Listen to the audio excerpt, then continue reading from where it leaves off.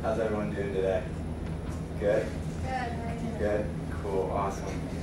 Okay, I'm here to talk today about the Beatles, and I'm here to tell you that they're the most important band in pop music history.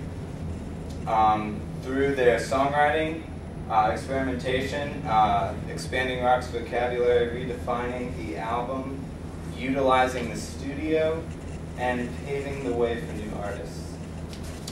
Can anyone name all four Beatles? John Lennon, that's one. Paul McCartney. Ringo Starr. Ringo. Richard, George. George Harrison. Yeah, there you go. Okay. Okay, that's I feel better now. Okay, the Beatles formed in Liverpool, England in 1960. And soon they got George Martin as their producer, and he would later be called the fifth Beatle through his involvement with their music in the studio. Let's get a little visual here. There we go. There they are. You can swim, ladies and guys. Just try to stay focused. Okay. They had their first hit single, "Love Me Do," in 1962, and soon became a very popular act. And they toured throughout 1966. And then after 1966, they decided to stop touring because I think that's so crazy with all the screaming ladies and whatnot, as you can imagine. And worked in the studio up until 1970 when they broke up. And as you can see, they're very handsome. And throughout the Beatles' career, they also became fashion icons with the way that they dress and approach their music. And that's something that people really enjoyed. Okay. Lennon and McCartney were the two main songwriters for the Beatles. And they were called the Outstanding English Composers of 1963 by Times music critic William Mann.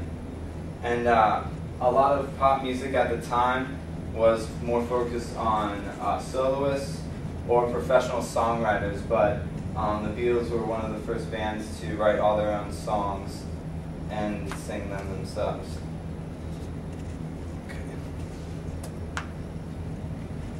Expanding the rock vocabulary. Okay, throughout the Beatles' time, they kept pushing, they kept growing musically and pushing the envelope of what was considered pop or rock music. Songs like "Norwegian Wood" from 1965's Rubber Soul album really push outside the boundaries of pop music through introducing instruments like the sitar, which is like an Eastern stringed instrument that sounds funny. It's cool though. Further releases included elements of folk rock, country, psychedelia, and Baroque pop. Redefining the album. Okay, now most bands at the time would put out a single, a 45, like that you play on a record player, and then they'd have an album, and most of the album was like filler material, like just songs that were just like kind of cool, but the singles were the focus. But with the Beatles, they put out singles, but they didn't put them on the album, so then everyone bought the albums, and the albums were great too. And that shifted the focus onto the importance of an album, not just on a song. And one of the growth of the albums was Sgt. Pepper, which was the first concept album, where the Beatles decided to take on the persona of Sgt. Pepper and his Lonely Hearts Club Band, and through that had some different like musical ideas and lyrical ideas. And in 2003. Sgt. Pepper was ranked #1 by Rolling Stone in its 500 greatest albums of all time. Utilizing the studio in new ways. The Beatles kept pushing the boundaries of what you could do in the studio. And their producer, George Martin, would lay down arrangements, whether it be orchestration or horns or whatever, over whatever the Beatles were doing to create a very rich and lush sound. And in a quote from Jonathan Gould's book, Can't Buy Me Love, The Beatles, George Martin says of Sgt. Pepper, the Beatles insisted that everything on Sgt. Pepper had to be different. We had microphones right down in the bells of brass instruments, and headphones turned into microphones attached to violins.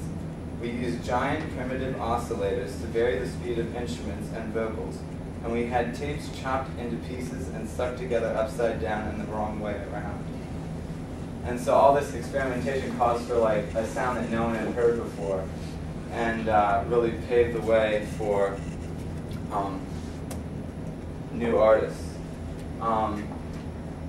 There's so many artists that are popular nowadays that you can trace what they're doing all the way back to some of the foundations that the Beatles laid down. Whether it's like real experimental rock, like sort of like art rock, noise stuff, and even like real simple singer-songwriters, that trend was started by the Beatles. And I'm just gonna share some fun facts. The Beatles have been covered by, this isn't all the artists, but a group of them: Oasis, Jimi Hendrix, David Bowie, Elton John, Earth, Wind and Fire, Stevie Wonder, Frank Sinatra, Ray Charles, Franz Ferdinand, Elliott Smith, Ben Folds, Fish, the Black Keys, and Ozzy Osbourne. The Beatles have also been parodied on many TV shows, including The Simpsons and Family Guy. And there's so many stuff, I couldn't fit it all in, but the Beatles have won 7 Grammys, and in 2009, Recording Industry Association of America said that the Beatles have sold more albums in the U.S. than any other artist. And Rolling Stone editor Robert Greenfield said, "In the form of popular music, no one will ever be more revolutionary, more creative, and more distinctive than the Beatles were."